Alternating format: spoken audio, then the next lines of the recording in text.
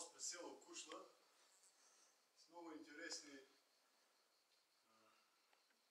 Оттатък има като голям олтар, полусфера, с много скални ниши, по-малки, по-големи. Къде е олтара? Ей тук вляво. Легендите разказват, че тук има заровени. Там има ниши дълбани, да. Златни съкровища, легендата за заровено златно рало.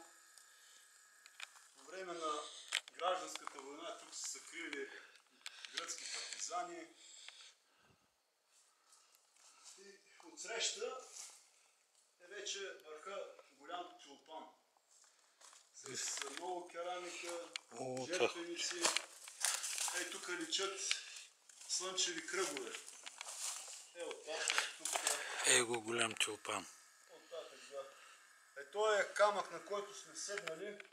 От другата страна е като скален престол, наподобява буквата В, която казват, че това V-образно скално изсичане наподобява стар като календар. При месеците на пролетно равноденствие, лятно слънцестояние, слънчевия лъч попада през този процеп точно на олтаря. Вижда по древните хора по това нещо са се ориентирали за оттам.